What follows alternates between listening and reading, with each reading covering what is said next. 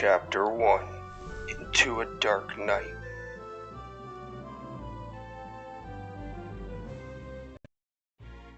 Blood-soaked rags collected at the boy's feet. One by one he tended the wincing soldier's purple wounds, stitched, salved, bandaged, did what little he could in the leaping golden halo of firelight. Fortunately for his roadside patients, he could do more than most. Fingers slick with alum ointment, he worked fervently to tie off a catgut cord, then brushed the injury with a light touch that to the untrained eye would seem only a friendly pat. Others would recognize the telltale hand gesture as a magical ward against infection. Done, Owen sighed, wiping his hand in a rust-colored cloth. No guarantees, though.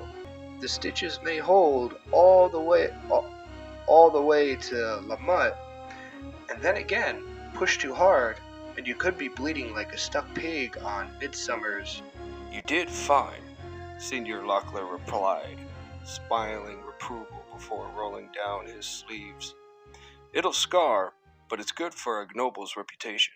Lets the kingdom folk know he isn't resting on his laurels, and it impresses the ladies. I'll be sure to look you up in Tyburn if I ever need stitching up again. The boy accepted the compliment with a humble nod while he packaged away the rest of his medical supplies. His thoughts focused instead on a third man who slumped in the shadows across from them. Despite the manacles that bound the stranger's hands and the distance that separated them, the boy felt dreadfully exposed. His avenues of escape limited should Locklear's elven-looking prisoner decide to liberate himself. What did he do? Owen whispered, jerking his head towards the man. Gorath? Let's just say that he had the disadvantage of being at the wrong place at the wrong time, Locklear said. Cautiously, he snatched a greenish apple out of his knapsack,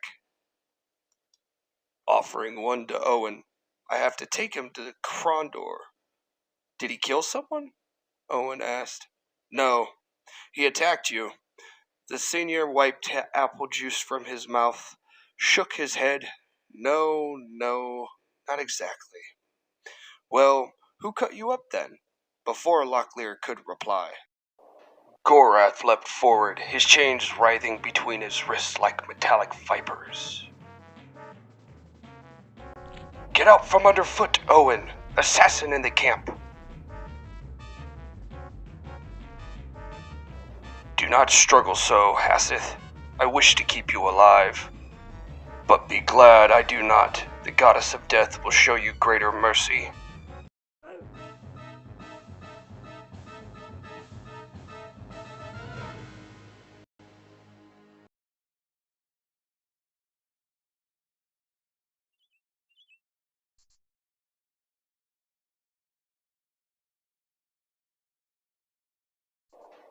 Owen looked for supplies, feeling a bit like a vulture. He turned the body this way and that as he searched for anything that might be of use to them in their journey. All in all, he supposed that if he were the dead man, it wouldn't matter to him any longer what happened to his belongings.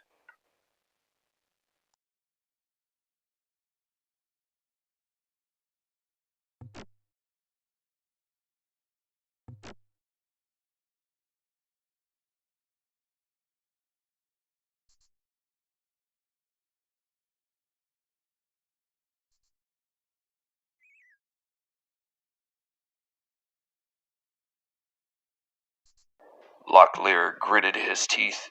While they had agreed the box should be opened, he was privately concerned the previous user might have left behind an unpleasant surprise. Commanding less buying power, coin for coin, than golden sovereigns, the silver pieces would still be a welcome addition to their collective wealth. Granted, their task was not to become rich, but the financial capacity to avoid starvation or death by exposure was uppermost in his thoughts.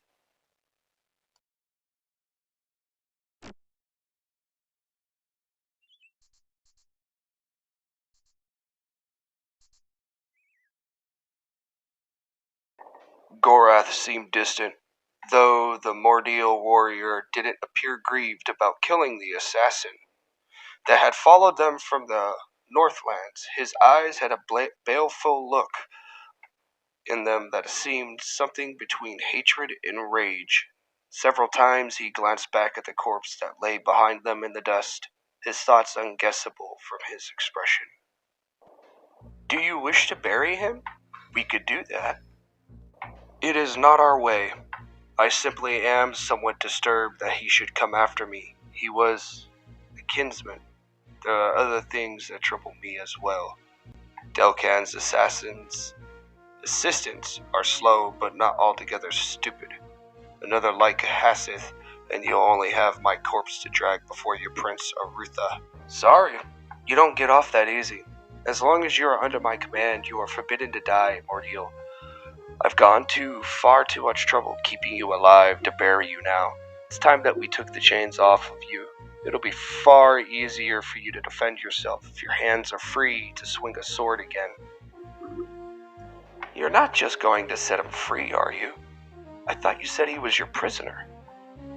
He is my prisoner, Owen, but the circumstances are terribly complicated. Even if he chose to sneak off, he'd be lucky to make it to the next town alive. This is the third such assassin we've run into since we've left the Northlands, and I have a feeling that more will be waiting for us. He will be much safer with me and I with him. As the boy would be, if he were to whisper the wrong word in the wrong ear, he could easily be the death of us. Me? Who am I going to talk to? I'm not even heading in the same direction. It wouldn't be a matter of who you talk to, Owen. There will be ears listening for words of a Mordial traveling with a noble. Damnation, I should have thought about this when you entered camp. For the time being, you are my squire. Once we arrive safely at the palace, you'll be free to go your own way. But I have a pressing business in Tyburn. This is not a subject of debate. We must get to Krondor. My mission is of critical importance, and I don't have time to improvise an easy solution. The only other possible option would be to slit your throat and leave you dying. I have absolutely no desire to do that. Now let's get moving before 𝃮𝃮's assassins catch our scent again. They'll likely come looking when Hassith doesn't return from his mission.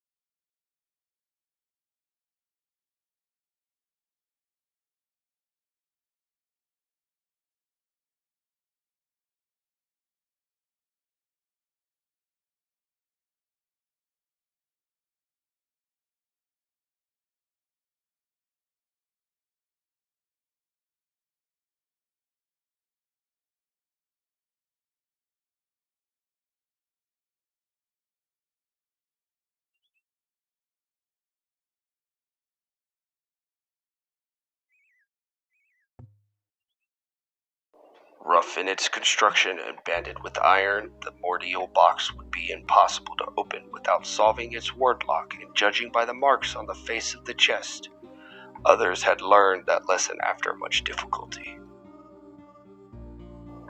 Gareth scanned the runes embossed on the mortial clue plate, its text their only hope of opening the difficult ward lock.